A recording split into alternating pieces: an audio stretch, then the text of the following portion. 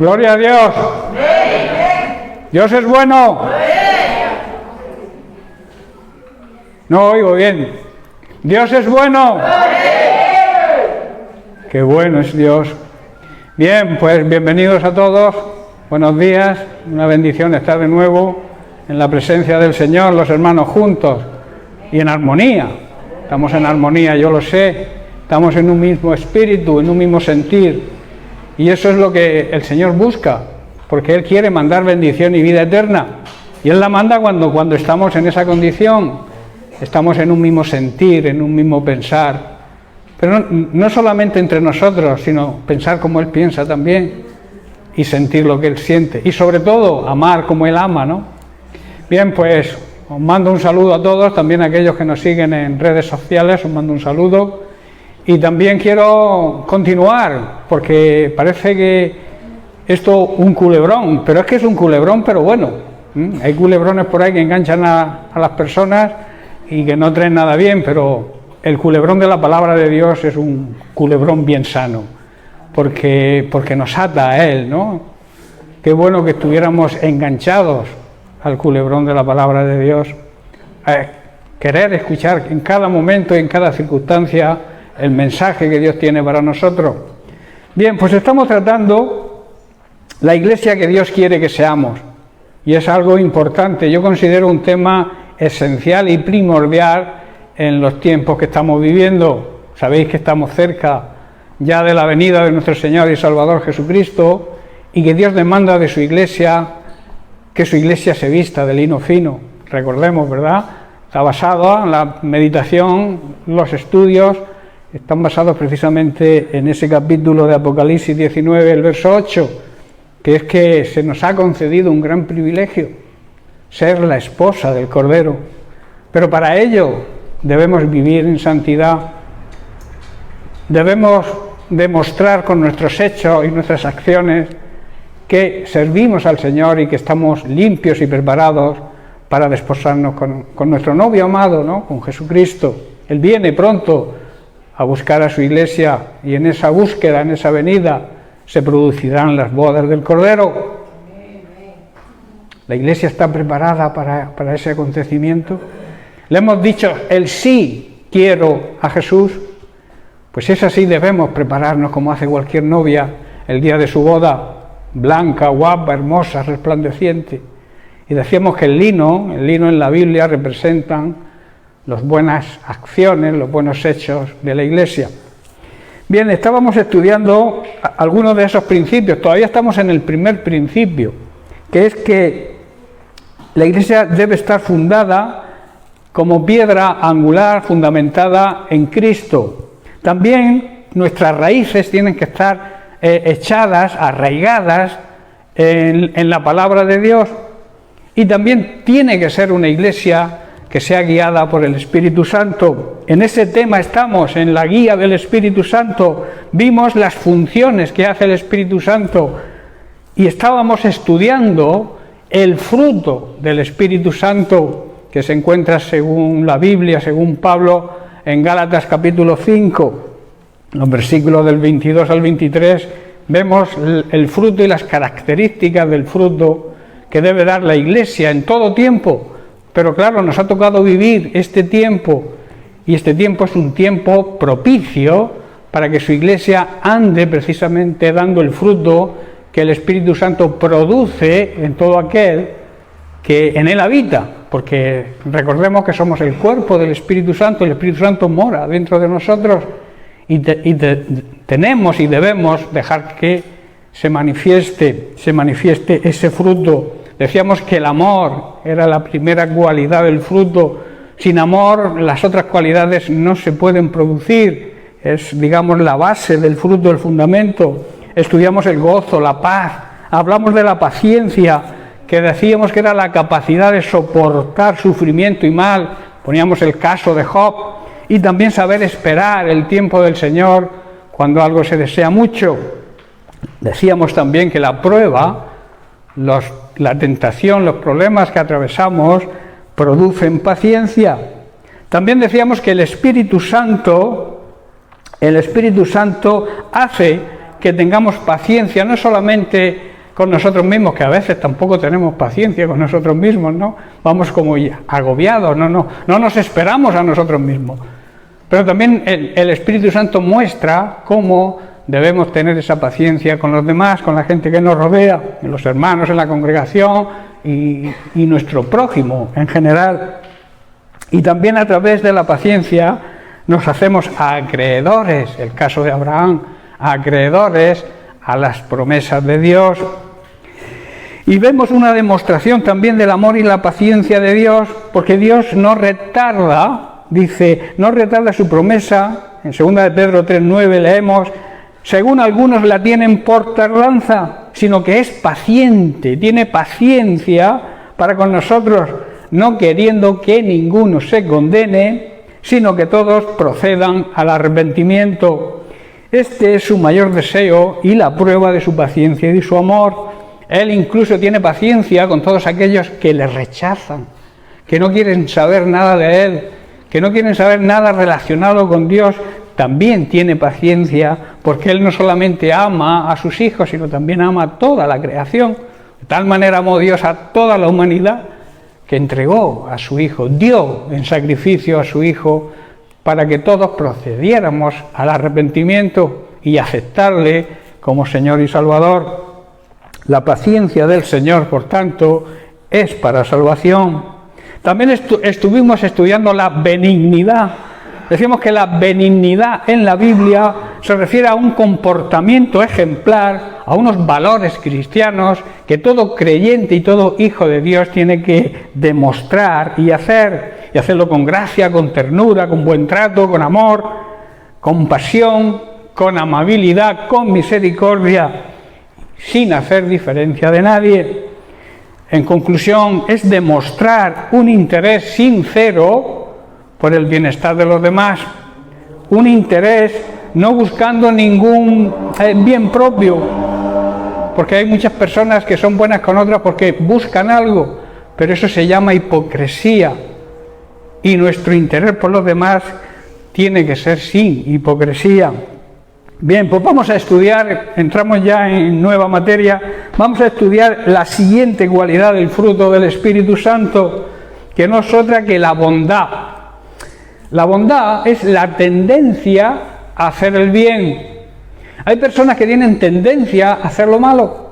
Hay personas que tienen tendencia, no duermen por las noches pensando en el daño que van a hacer a otro día. Esas personas la Biblia los llama impíos, malvados. Pero la bondad es una cualidad del fruto del Espíritu Santo que debe imperar en todo hijo de Dios y en todo aquel que se llame cristiano. El significado bíblico de la bondad se refiere a las personas que son misericordiosas, que tienen misericordia de los demás, que se ponen en el lugar de los demás. También que es una persona buena, clemente, o sea que practica y hace justicia. También que se compadece de los problemas de los demás, pero de verdad, de corazón. Y se vuelca en ayudar. Y sobre todo también es una persona generosa, dadivosa, dispuesta a dar. ¿Sabéis que todo lo que tenemos le pertenece a Dios? Y cuando damos a alguien algo o le ayudamos económicamente, es Dios mismo quien les está ayudando a través nuestro. Por eso no deben ver en nosotros racanería. Tenemos que ser personas dadivosas. Eso habla de bondad, ser buenas personas. La buena persona no es de palabra, debe demostrarlo con hechos. Y la bondad es eso, ser generosos, misericordiosos, compasivos, justos, haciendo justicia. La Biblia mayormente hace referencia a la bondad como el ejemplo de Dios hacia su pueblo Israel, y hoy a su Israel espiritual, que somos nosotros, la Iglesia, que aunque el pueblo fallara, y nosotros también fallamos hoy, por su bondad y su misericordia está dispuesto siempre a perdonar a través de nuestro arrepentimiento, claro, un arrepentimiento genuino, que no debemos confundirlo con el remordimiento, que ahora explicaré lo que es. Él, Dios, está dispuesto siempre a perdonar cada falta, cada pecado, cada cosa que no está bien, que hacemos, está dispuesto. Estuvo dispuesto en el antiguo pacto con su pueblo y está dispuesto hoy con su iglesia a perdonar si hay un genuino arrepentimiento. ¿Qué es el remordimiento? Que muchas personas tienen, incluso personas que no creen, sienten ese sentimiento de remordimiento. El remordimiento es una inquietud, se puede llamar también una falta de paz, un pesar interno que queda después de realizar algo que se considera una mala acción. Eso todas las personas lo tienen, pero se quedan ahí. No hay una acción posterior para demostrar que lo han hecho mal. Sienten esa, digamos, inquietud, esa falta de paz interior, pero se quedan ahí, no siguen. Y se presenta la siguiente ocasión de hacer alguna cosa mal y la hacen, porque no hay arrepentimiento, porque el arrepentimiento es otra cosa. Vamos a hacer algunas consideraciones sobre el arrepentimiento. Esta palabra se traduce e indica un regreso a lo anterior, un regreso a cómo éramos antes de cometer esa mala acción. Un ejemplo, somos cristianos, hemos aceptado a Jesucristo como Señor y Salvador, cometemos un error, nos arrepentimos, y ese arrepentimiento es que nos hace regresar al punto que estábamos antes de cometer esa mala acción. ¿Me hago entender? Entonces, habla de ese regreso a ese punto de partida.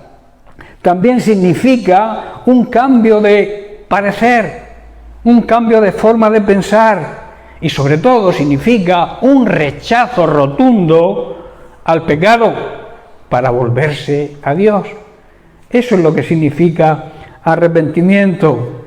En el Antiguo Testamento vemos que Israel debía a Dios obediencia absoluta y caía bajo juicio cuando se desviaba. Y sólo a través del arrepentimiento podía restablecer su relación favorable con Dios. El pueblo de Israel, eso sí, antes de la venida de Jesucristo, tenía ciertas tradiciones, digamos, litúrgicas sobre el arrepentimiento, como símbolo de su renuncia al pecado. El arrepentido, ¿qué hacía? Si conocéis la Biblia, que supongo que sí, y la leéis, vemos que rasgaba sus vestidos. También ayunaba, se vestía de cilicio. Quiero explicar un poco lo que es el cilicio. El cilicio era una ropa toscamente tejida y de una tela oscura. Generalmente era de pelo de cabra o de camello. Y era una vestidura, digamos, áspera. Una vestidura que si te rozaba con la piel te producía daño. Eso lo llevaban cuando había un duelo, cuando alguien moría. De ahí viene la palabra luto, ¿verdad? Cuando las personas están de luto, se ponen de negro, se visten de negro. Y también se lo solían vestir de cilicio en penitencia por el pecado. O sea, como un sacrificio para erradicar el pecado cometido. Y otra cosa, se sentaban sobre la ceniza. Todo eso es bíblico. Si leéis la Biblia veréis que cuando alguien se arrepentía a su manera, hacían estas acciones litúrgicas. En el Antiguo Pacto también Dios hacía el llamado al arrepentimiento a través de los profetas. En el Nuevo Testamento vamos a ver qué ocurre. Juan el Bautista continúa haciendo un llamado al arrepentimiento, así como Jesús también lo hizo, pero con un mayor énfasis, no en los sacrificios externos, no en la liturgia, sino en un cambio, en una limpieza interior. ¿Estáis comprendiendo? Un cambio en nuestro espíritu. Eso era una exigencia divina. y era una respuesta a esa demanda, a esa exigencia de Dios, sin necesidad de sacrificios.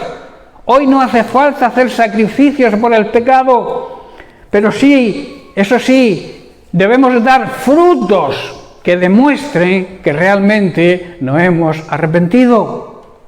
¿Estáis comprendiendo? O sea, no se trata de hacer sacrificios, no se trata de hacer liturgia, se trata de arrepentirnos interiormente a través de ese interés que hay en nuestro espíritu de cambiar y de servir a Dios. Recordemos que el espíritu es quien se relaciona con Dios, que es espíritu, y nuestro espíritu tiene que estar limpio para poder relacionarse con el Señor. Entonces así se demuestra al arrepentimiento. En este nuevo sentido que Jesús hace énfasis, habla de que se completa el arrepentimiento a través de la fe en Jesucristo y en lo que Él hizo por nosotros. Digamos que Él es nuestra liturgia. Jesucristo es el sacrificio que ya se hizo para la remisión de nuestros pecados. Y nosotros lo que tenemos que hacer es aceptar por fe a Jesucristo, aceptar su sacrificio, reconocerlo como nuestro dueño, como nuestro Señor y como nuestro Salvador, y entonces Dios nos perdona. Eso es arrepentimiento genuino. ¿Os dais cuenta que hay una gran diferencia con el remordimiento, verdad? Arrepentimiento, por tanto, es un giro total de forma de pensar y de actuar. Ya no son necesarias las liturgias, no son necesarios los sacrificios. El arrepentimiento, en definitiva, conlleva creer. Y recordemos que creer también significa obedecer a Jesucristo y depositar toda nuestra fe en el Señor y en su sacrificio. Este regreso, digamos, a Dios, este arrepentimiento, se basa, por tanto, no en los sacrificios que yo pueda hacer, sino en la obra redentora de Cristo. Y ese regreso es nuestra responsabilidad. No lo puede hacer nadie por nosotros. Ese arrepentimiento no lo puede hacer otra persona por mí. Debo ser yo quien me arrepienta. Tampoco puede hacerlo Dios por mí. Es una decisión, es una responsabilidad humana de cada uno. Creer en esa obra redentora de Cristo y llevarla a cabo, ese regreso, ese arrepentimiento, a través de la obediencia a Dios y a su palabra. Por último, también debemos tener en cuenta que el arrepentimiento es un don, es un regalo que Dios nos concede mediante el Espíritu Santo, que es quien nos redarguye y nos convence de que somos pecadores. Por eso el arrepentimiento viene del interior, donde está el Espíritu Santo, que te está diciendo, no, por ahí no es, te estás equivocando, eso que vas a hacer o que has hecho no está bien, es pecado. Te redarguye de pecado, te convence también, te hace aceptar que eres un pecador y entonces Dios te perdona. Porque en eso consiste el arrepentimiento. El arrepentimiento, hermanos, es una de las cosas básicas y necesarias en la vida de un cristiano verdadero. ¿Amén? Bien, seguimos tratando la bondad. David, en el Salmo 31, versículo 19, declara, dice, cuán grande es tu bondad, oh Dios, que has guardado, o sea, que tienes siempre disponible para los que te temen. ¿Quién son aquellos que temen a Dios? ¿Los que le tienen miedo a la condenación? ¿Los que le tienen miedo al castigo? Los que temen son aquellos que honran, respetan y le obedecen. Entonces, para ellos es su gran bondad. Dice que has mostrado a los que esperan en ti. Se lo muestra a todos aquellos que han confiado plenamente en Él y en sus promesas. ¿Y dónde lo han confesado? ¿Dónde lo han mostrado? Delante de los hijos, de los hombres.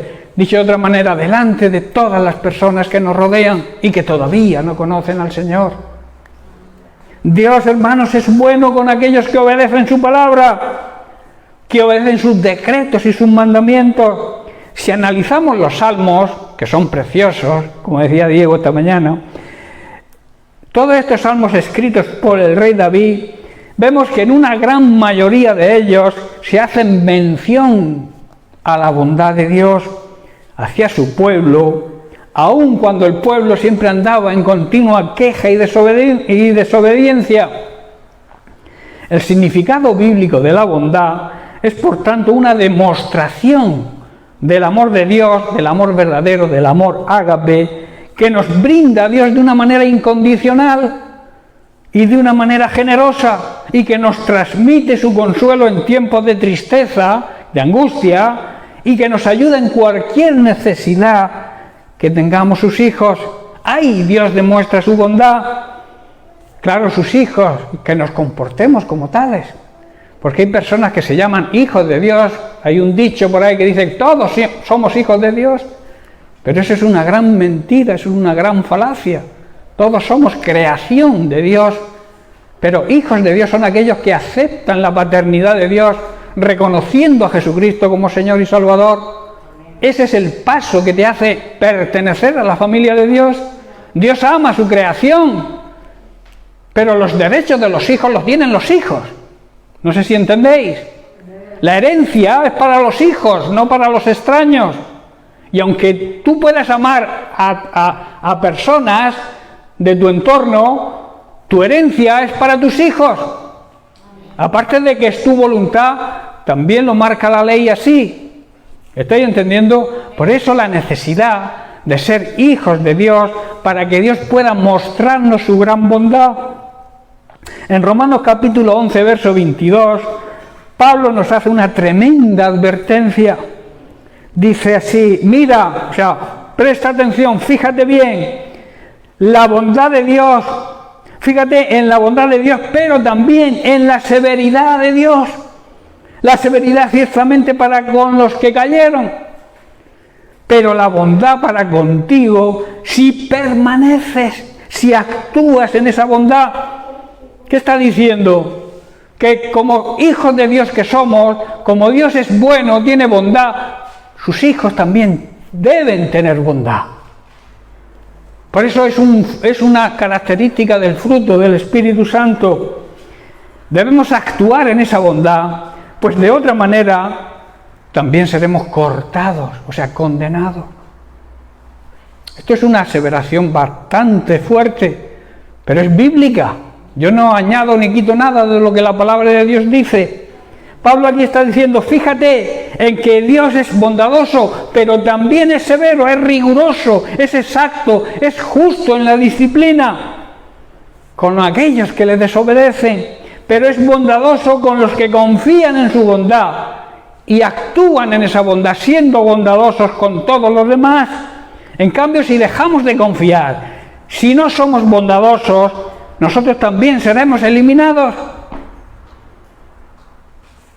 No te creas que porque un día hayas dicho, acepto a Jesucristo como Señor y Salvador, ya eres salvo. Eres salvo, claro que eres salvo, pero debes permanecer en esa salvación. No debes perderla, porque la salvación se puede perder, aunque muchos crean, muchos llamados cristianos y cristianos evangélicos, creen que la salvación no se puede perder. La salvación hay que procurarla, hay que trabajar en ella. ¿Qué es lo que significa procura? Como decía Pablo, preocúpate de tu salvación con temor y temblor. Ocúpate, termina tu salvación, porque la salvación empieza y tiene que llegar a la meta. ¿Cuál es la meta? La herencia, la vida eterna. Mientras que no lleguemos a esa vida eterna, ya en la presencia de Dios, tenemos que cuidar de nuestra salvación. Tenemos que procurar trabajar en ella, que es lo que significa. En Tito capítulo 3, versículo 4 al 6, Pablo, a través de su carta a su discípulo Tito, nos recuerda por qué Dios nos salvó. Hay un motivo por lo cual Dios nos salvó, no porque seamos más guapos que otros. Hay un motivo primordial. Dice el versículo 4, pero cuando se manifestó la bondad de Dios nuestro Salvador y su amor para con los hombres, o sea, cuando dio a conocer su bondad y amor a los seres humanos, ¿cuándo ocurrió eso? En la cruz. En la cruz se manifestó no solamente el amor, la benignidad, sino también la bondad, la paciencia, todo se demostró en la cruz. Cuando se manifestó esa bondad de Dios, nuestro Salvador, dice el versículo 5, nos salvó, no por obras de justicia, o sea, no por nuestras acciones justas o nuestras buenas obras que nosotros hubiéramos hecho, sino ¿por qué? Por su misericordia, por el lavamiento de la regeneración y por la renovación en el Espíritu Santo. Aquí Pablo está diciendo que nos lavó quitando todos nuestros pecados y nos hizo nacer de nuevo y nos dio una vida nueva por medio del Espíritu Santo. Tremendas promesas. La única forma de poder ser luz para este mundo y que Dios nos exige es demostrar nuestra bondad. Practicando la verdad de la palabra, o sea, predicando y siguiendo el ejemplo de Cristo en todo, porque Cristo es la bondad manifestada de Dios a esta humanidad. Y esa verdad, hermanos, será mostrada a todos aquellos que nos observan, demostrando así que seguimos la guía del Espíritu Santo que mora en nosotros y vivimos dando su fruto. A las personas no debemos nunca atraparlas con el engaño. Hoy en día hay muchas sectas, muchas religiones falsas, doctrinas falsas, que intentan atrapar a las personas con mentiras y con engaño.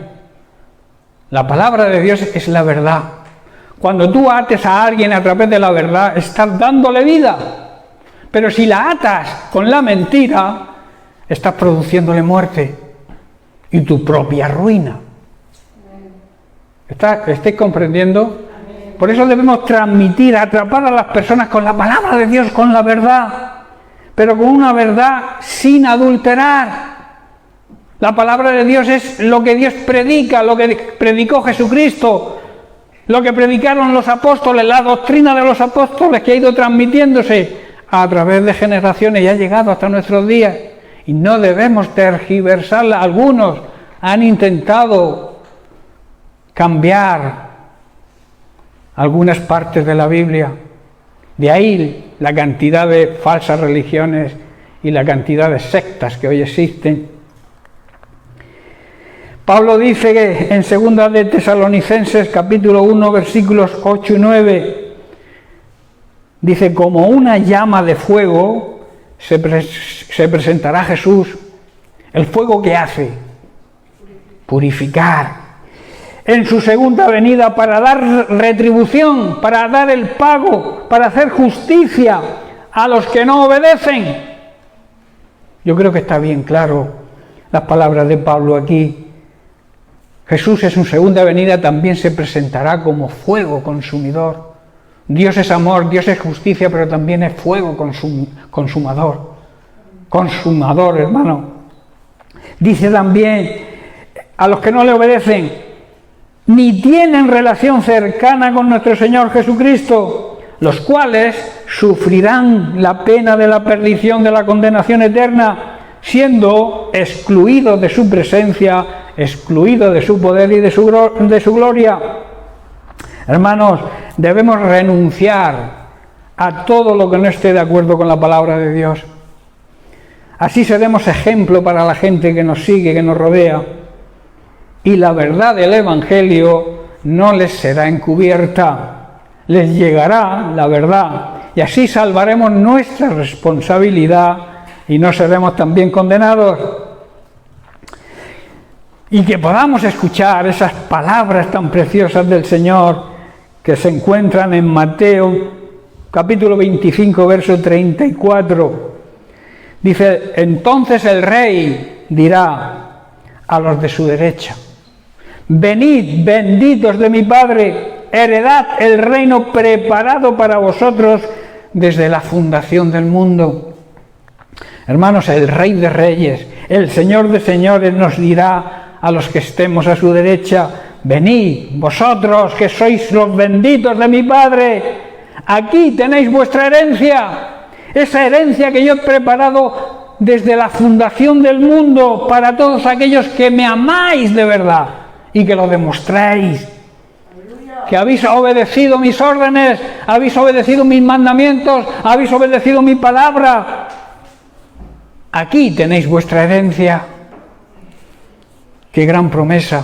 Yo quiero, cuando tenga que confrontarme con Él, cuando pasemos de la muerte física a la muerte eterna, perdón, a la vida eterna, cuando pasemos ahí, que el Señor nos reciba de esa manera.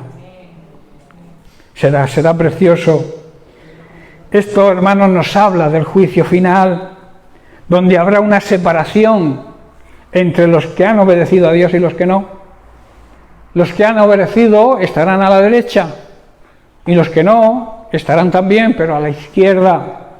Y habla también de la herencia de ese reino de Dios tan precioso, de esa herencia que Dios ha preparado para todos aquellos que le obedecen. En Isaías capítulo 1, verso 17, Dios nos hace una exigencia.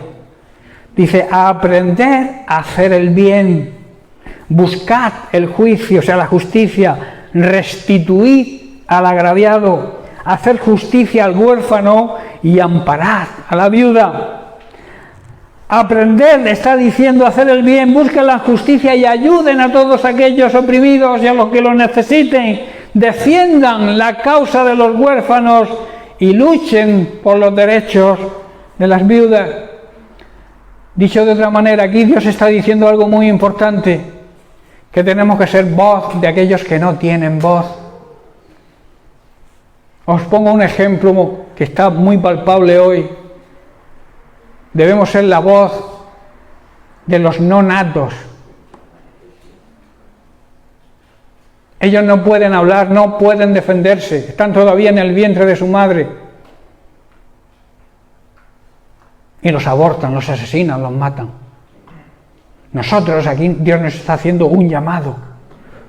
No solamente para que ayudemos a los huérfanos, a las viudas, a todos los necesitados, sino a todos aquellos que no tienen voz, que nadie los escucha, que no se pueden defender. Tú y yo tenemos que ser esa voz, si realmente somos la iglesia verdadera. No podemos permitir estar callados cuando se están produciendo esas barbaridades que se producen y tantas cosas. Nuestros niños en los colegios también quieren meterle ideas diabólicas, ideas que van contra la naturaleza, ideas que van contra la ciencia. Quieren quitarles la personalidad a nuestros niños, que no sepan ni lo que son. Tenemos que ser voz de ellos también, porque ellos son niños, no se pueden defender.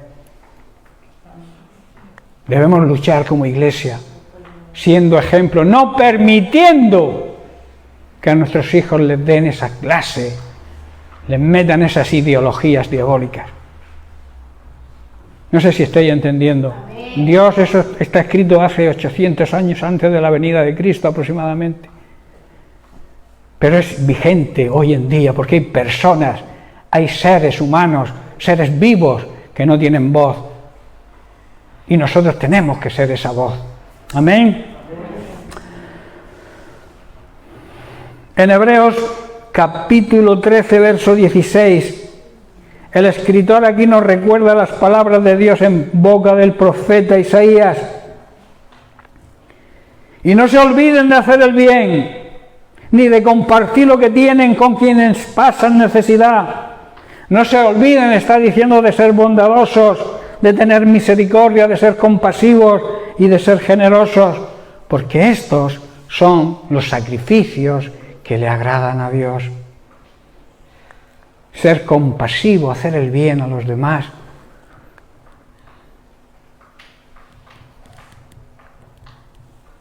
Ese es el sacrificio realmente que le agrada a Dios. Tú puedes hacer lo que quieras, puedes hacer mil obras, pero realmente los sacrificios que le agradan a Dios es el hacer el bien a los demás y ayudarles. Y como he dicho, ser la voz de aquellos que no tienen voz. Amén. Bien, pues vamos a entrar en la siguiente, aunque no la vamos a terminar porque la siguiente cualidad del fruto merece quizá no solamente una predicación, sino varias, porque es la fe. Y si nos ponemos a hablar de fe, tenemos para tiempo, ¿verdad? Pero vamos a hacer una introducción, vamos a profundizar un poco, aunque no terminaremos. ¿La fe qué es la fe? Muy espiritual. Está bien.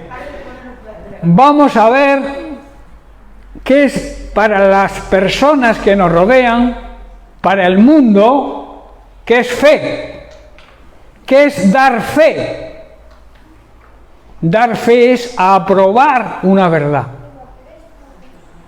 Tú cuando vas a un notario, el notario da fe de que lo que firmas es la verdad, ¿no? Dar fe, eso es uno de los conceptos de la fe. También es la confianza que una persona deposita en otra.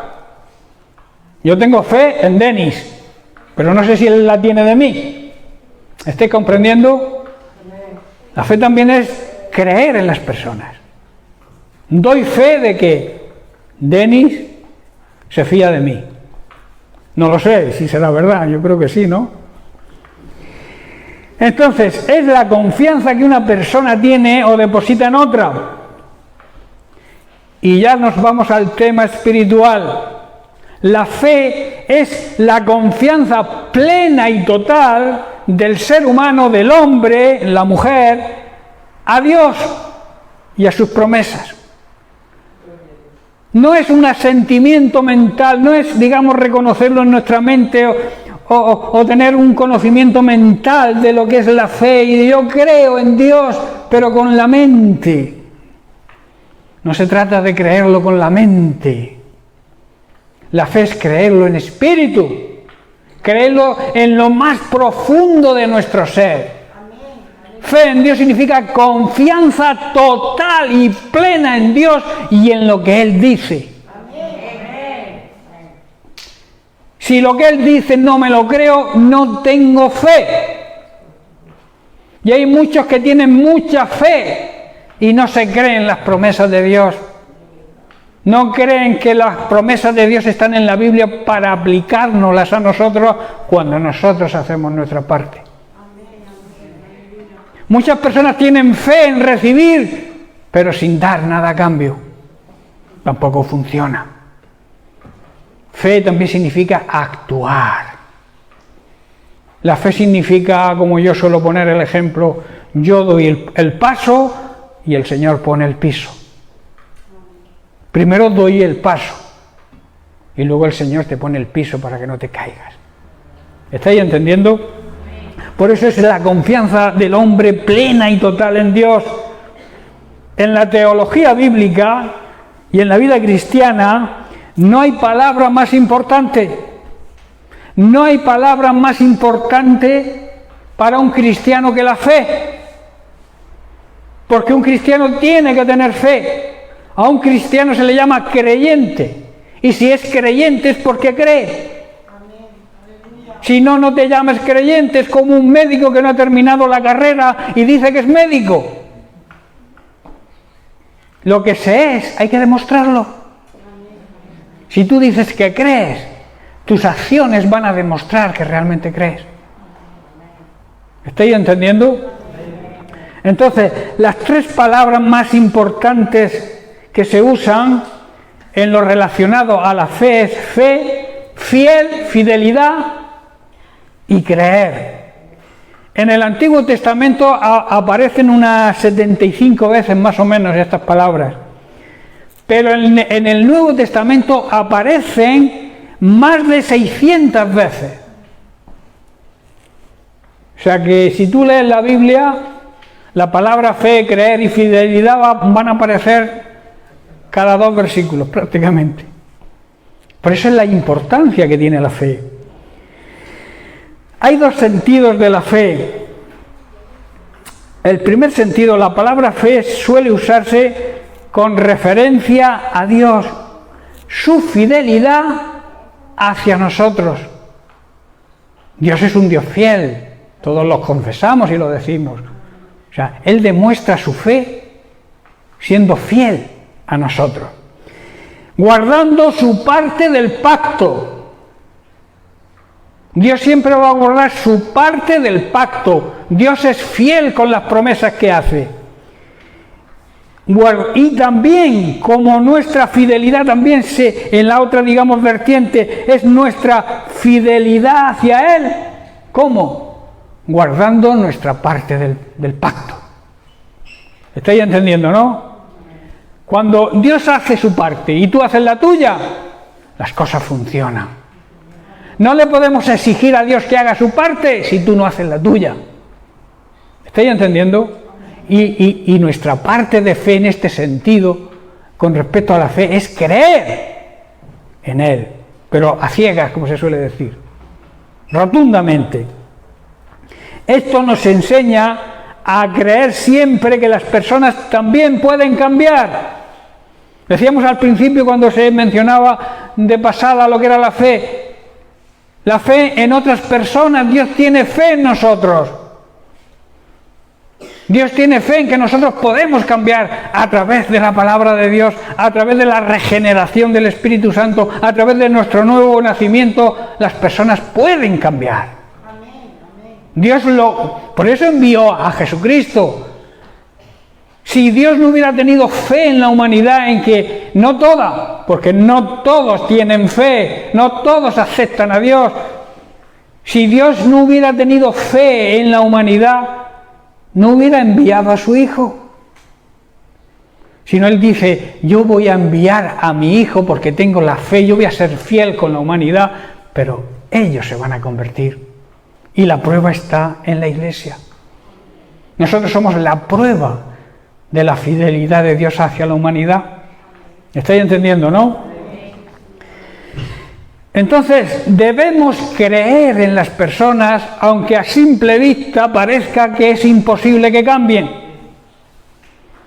A veces hacemos juicios previos, o sea, prejuicios sobre las personas. Decíamos, este fulanico no hace falta hablarle, ¿para qué? Si no se va a convertir, si eso no tiene por dónde cogerse. No te engañes. Todas las personas son receptivas al amor de Dios. El amor de Dios no hace distinción de personas ni de pecados. Las personas, por muy malas que sean, pueden cambiar. Pueden cambiar a través de la palabra de Dios. Porque la palabra de Dios tiene poder. La palabra de Dios es viva, tiene vida y es eficaz, produce efecto. Si tú no lo crees, te falta fe. Por eso, por muy difícil que se presente una persona o que tú creas que es imposible que cambie o que se convierta, no dejes de pelear en oración por esa persona. Eso es parte de la fidelidad de Dios. Y nosotros, como hijos, debemos imitarle.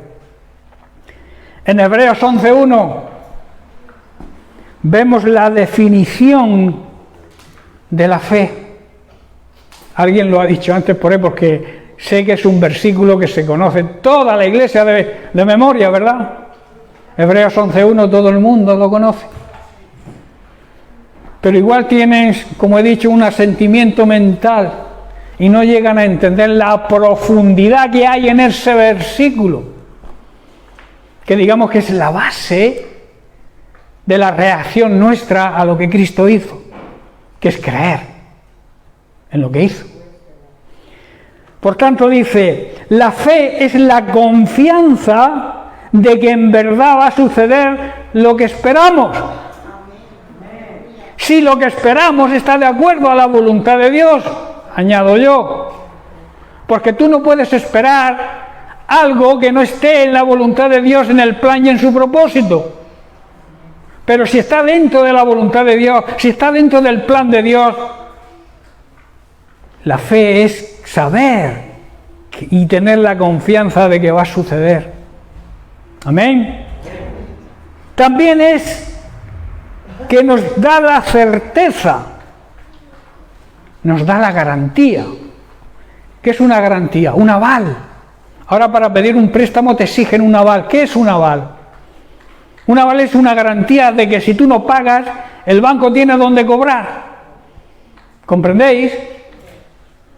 Pues aquí es lo mismo. La fe es la garantía, la certeza de las cosas que aunque no veamos con nuestros ojos físicos, suceden.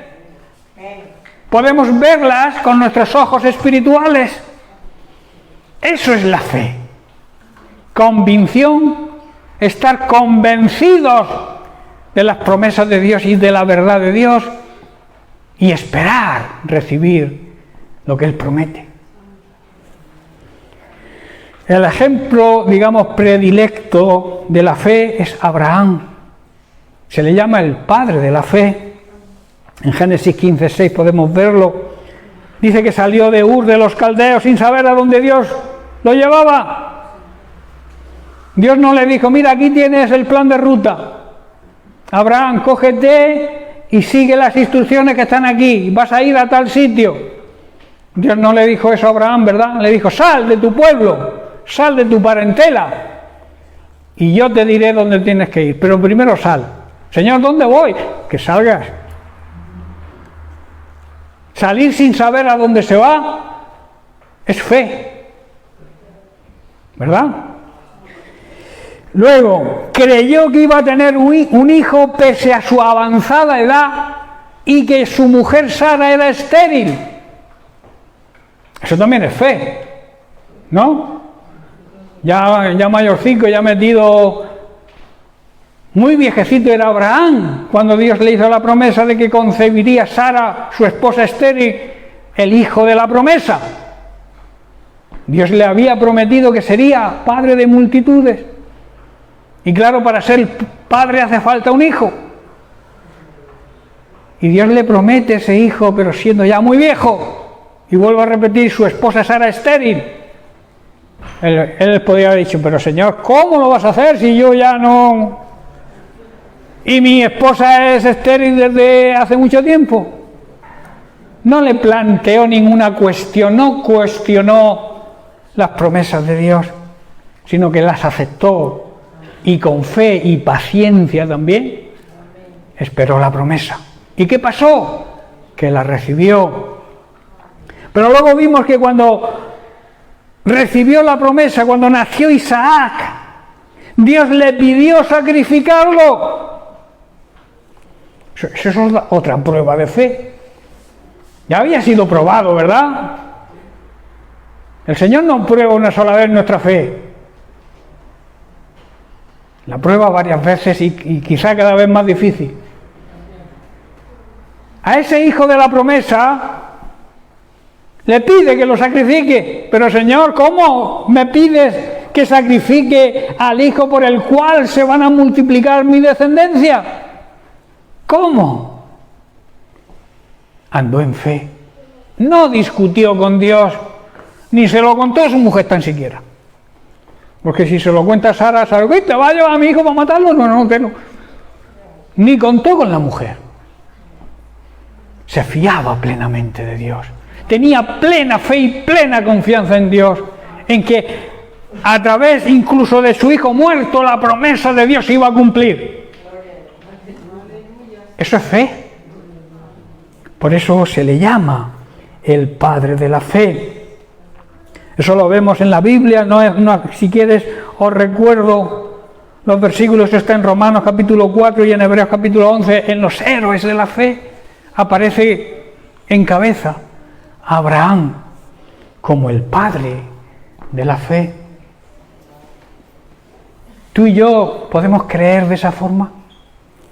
¿Tú y yo podemos llegar a experimentar esa fe y esa fidelidad a Dios de esa manera? Yo te puedo asegurar que sí. Que si te dejas guiar por el Espíritu Santo, ese fruto de fe y de fidelidad a Dios, lo tenemos. Tenemos que dar el paso hacia adelante, claro. Y a veces no es fácil. Pero el que sea fácil no significa que no debamos hacerlo. El que sea difícil no significa que no debamos hacerlo. Porque tenemos que ser valientes. Los valientes arrebatan el reino de Dios. ¿Tú estás dispuesto a arrebatar el reino de Dios? ¿A conseguir que el reino de Dios avance? Necesitamos el fruto del Espíritu Santo. Y necesitamos la paciencia y la fe, que son los dos temas que hemos estudiado hoy. La fe no la hemos terminado, pero ya el tiempo se acaba. Quiero dejarlo aquí, porque hay varias consideraciones sobre la fe. La primera que estudiaremos, y ya lo haremos la semana que viene, es que las promesas de Dios transmiten fe y transmiten confianza. ¿Amén? Bien, pues lo dejamos aquí y seguiremos la semana que viene.